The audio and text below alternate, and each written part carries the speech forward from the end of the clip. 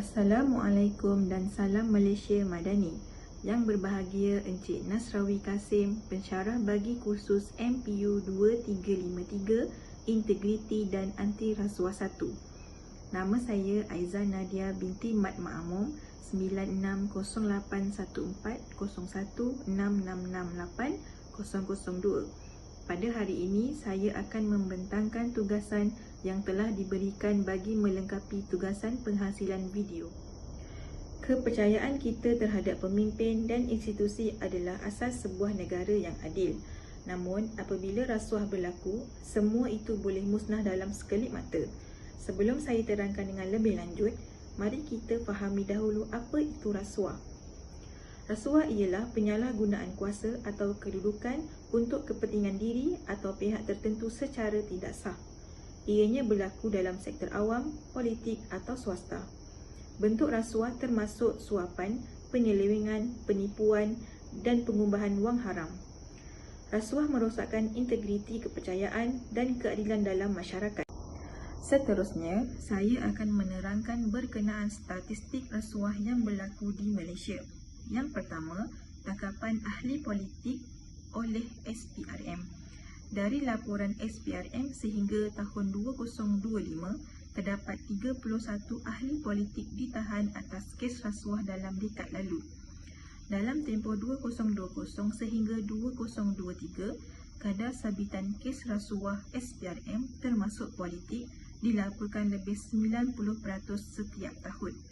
Yang kedua, persepsi korupsi dalam ahli parlimen.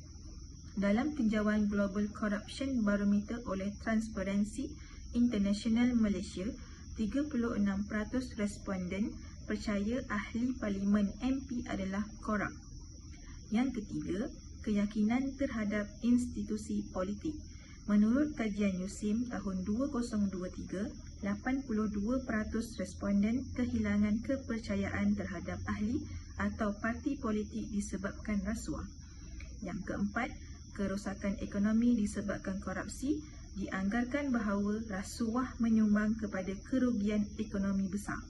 Menurut satu pelan strategik anti rasuah, 82% responden menyatakan rasuah politik telah menurunkan integriti kerajaan dan kepercayaan rakyat.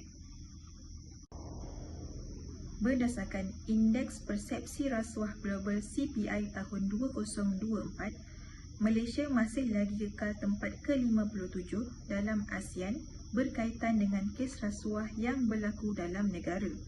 Lebih menyedihkan lagi, Malaysia mengekalkan 50 mata sejak tahun 2023. Ini menunjukkan kes rasuah yang berlaku dalam negara masih lagi berleluasa. Seterusnya, saya akan mengemukakan satu contoh kes rasuah yang pernah berlaku, antaranya kes penyelewengan tender projek kerajaan. Apa yang berlaku? Pegawai kerajaan menerima suapan dari syarikat tertentu untuk meluluskan tender projek. Apa kesannya kepada negara? Projek awam mahal, kualiti rendah dan pembangunan terganggu. Kesannya juga kepada rakyat, perkhidmatan awam seperti sekolah, hospital dan jalan raya terjejas. Rakyat merasa tidak adil kerana peluang projek tidak diagihkan secara saksama. Seterusnya, saya akan menerangkan kesan rasuah yang berlaku dalam kalangan pemimpin. Yang pertama adalah kehilangan kepercayaan rakyat. Rakyat akan hilang keyakinan terhadap pemimpin dan institusi kerajaan. Ianya akan menimbulkan rasa skeptikal terhadap setiap keputusan politik. Yang kedua, kerosakan ekonomi. Dana awam diselewengkan atau digunakan secara tidak berkesan. Pembangunan negara juga akan terganggu. Selain itu, projek penting terbantut atau mahal. Yang ketiga, ketidakadilan sosial. Pilihan peluang dan manfaat tidak diagihkan secara saksama. Rakyat yang memerlukan bantuan langsung sering terpinggir. Sekarang, saya akan menerangkan tentang kepentingan integriti dalam mengekang jenayah rasuah. Yang pertama, menjamin keadilan dan kesaksamaan. Keputusan dibuat berdasarkan merit dan peraturan, bukan kepentingan peribadi. Peluang dan manfaat dialihkan secara saksama kepada semua.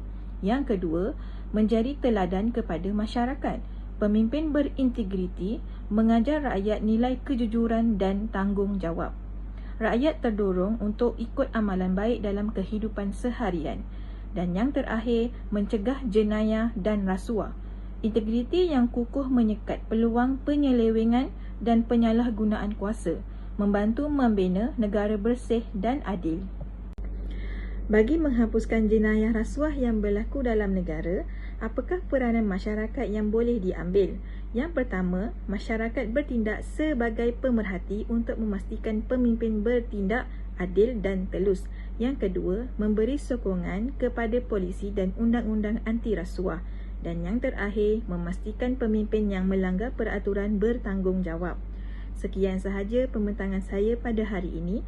Akhir kalam, marilah kita bersama sebagai rakyat Malaysia berganding bahu membanteras sekaligus menghapuskan jenayah rasuah dalam negara yang kita cintai. Sekian, terima kasih. Assalamualaikum warahmatullahi wabarakatuh.